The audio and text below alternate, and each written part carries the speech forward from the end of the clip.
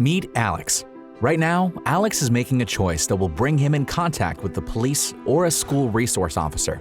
We're going to learn about what happens after you are referred to a Juvenile Court Diversion Program.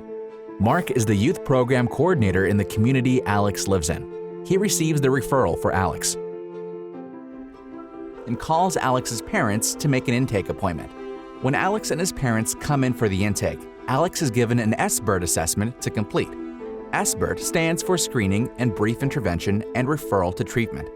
This tool helps Mark understand if there are significant substance use or mental health issues happening to Alex.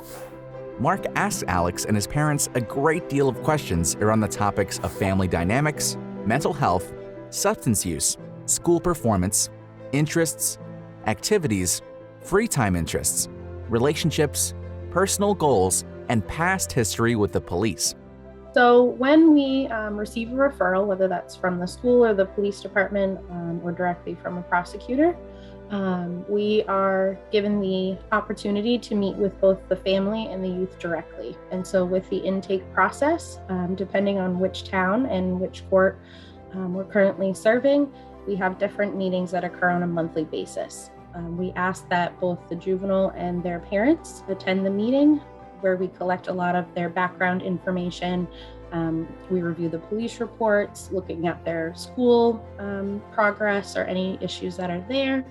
And we also try to learn a little bit more about them and their background and where they struggled with, and any resilience or strengths and weaknesses that they may have. We take everything into consideration in the intake before moving forward with the diversion contract process. So during the intake process, we like to review what's called the ACEs and PACEs. And so ACEs stands for Adverse Childhood Experiences, and these can negatively impact childhood development due to an increased trauma exposure.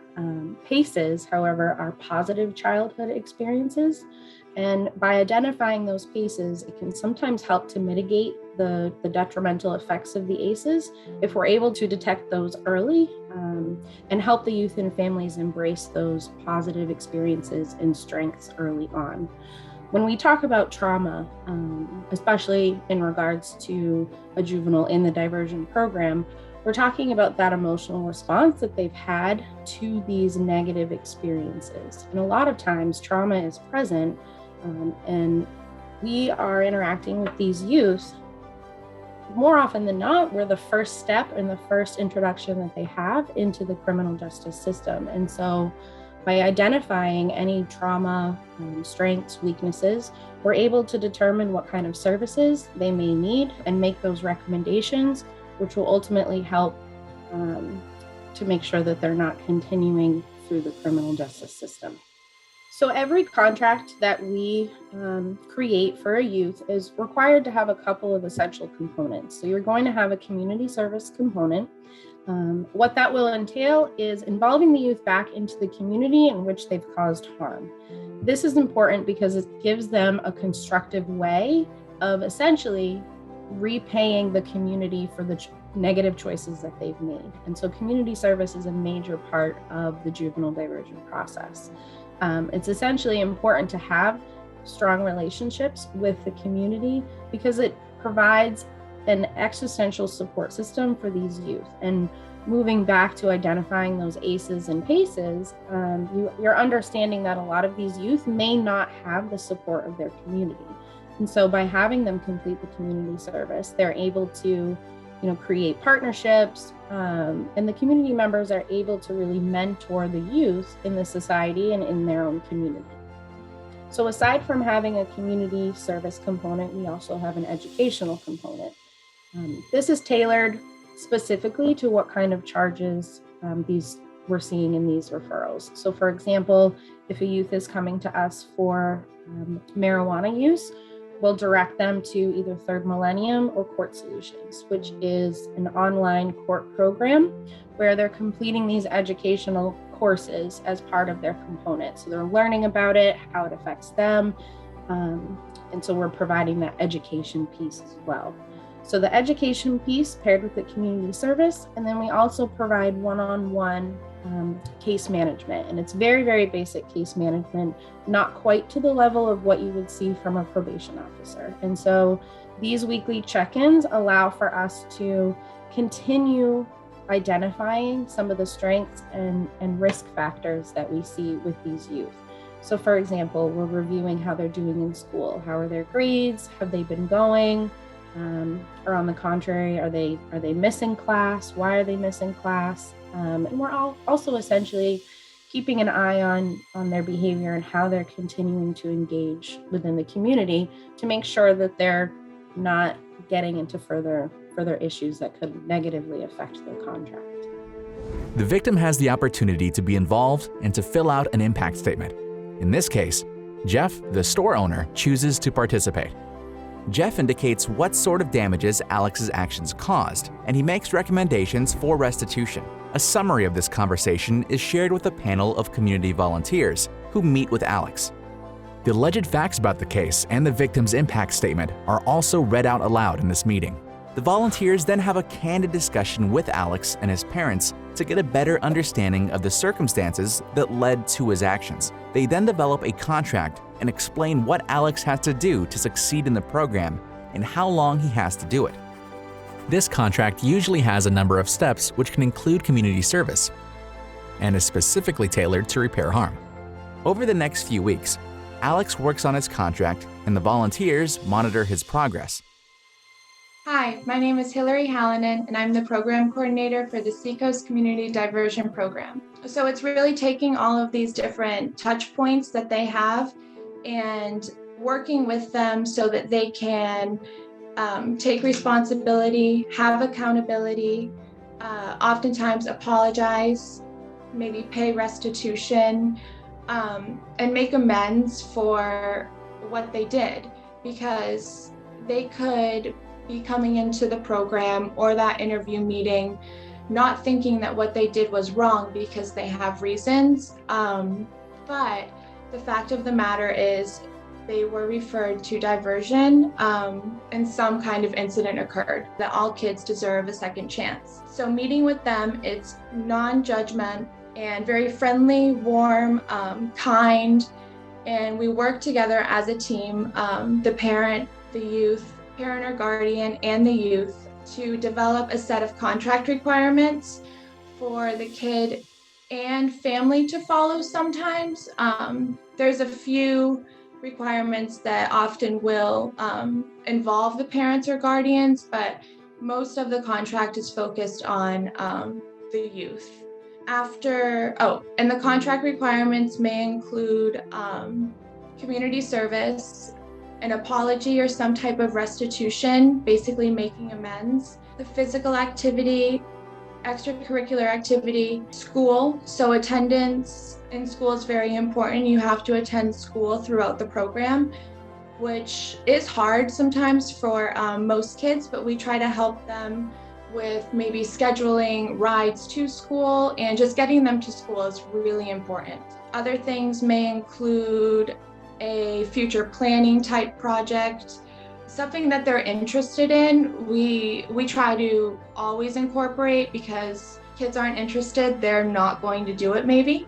So we really hear them out with their interests, what they like, and try to give them something that's not only beneficial in incorporating some type of restorative justice or learning, but something that they enjoy and they don't mind researching and putting together something visual, and they're passionate. Other requirements include journaling, a lot of like meditation, relaxation, self-reflection, kind of just really taking a look at themselves and either putting it on paper or showing it visually. We think that that's important. Most of the time, there's some form of a family plan or a family commitment. So that can vary greatly. If there are a lot of struggles at home, the family plan can be based around maybe a lot of like arguments and taking space and not engaging, and how to like cool down and leave situations so that further aggression doesn't occur. Family plans can family plans can happen, or some family plans have the requirement to spend more time together. So whether that's a 1-week commitment or every other week, we found that a lot of parents or guardians actually want to spend more time with their kids, and their kids really don't know that. So through quality time, it really helps kind of build their relationship. And it's nice to see that on a week-to-week basis. Of course, there are family plans that involve chores and at-home responsibilities and commitments. So we really try to make sure that in those scenarios, the kids' voices or the youth's voices are definitely heard, because sometimes they feel as though their voices really might not matter at home. And if they're feeling overloaded or overwhelmed with the amount of chores they have, because maybe they have a lot of homework or they have something else going on, emotionally, it feels like it's never stopping for them.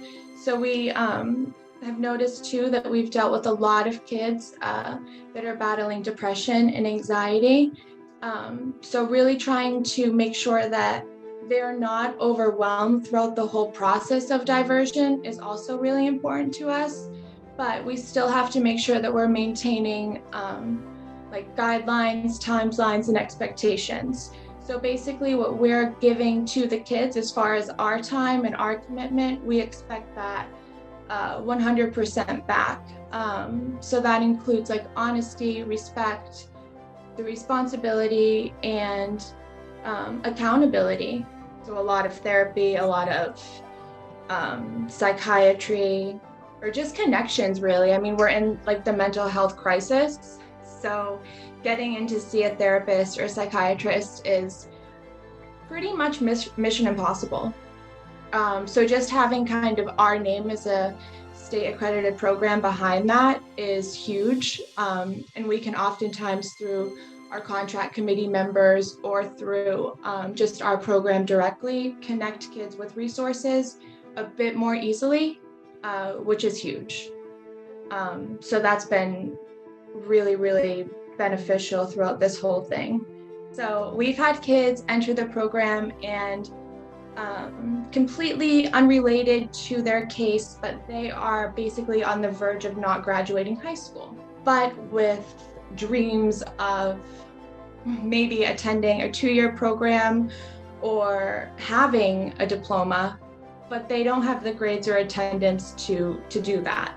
So we help them kind of structure their day-to-day. So whether it's changing their sleeping patterns, their work schedules, how they're getting to school, arranging them getting to school maybe, basically anything we can do to get them to school and mission graduation. A lot of kids miss out on people kind of telling them that it's okay.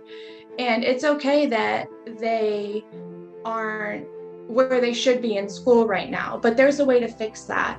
And COVID really hit hard with virtual learning and how kids were learning overnight. It became different. So now we are in a situation where kids may not want to go to school, where they're having social anxiety and wanting to stay at home. So the attendance is slipping for some kids, and some kids are thrilled to be back in school.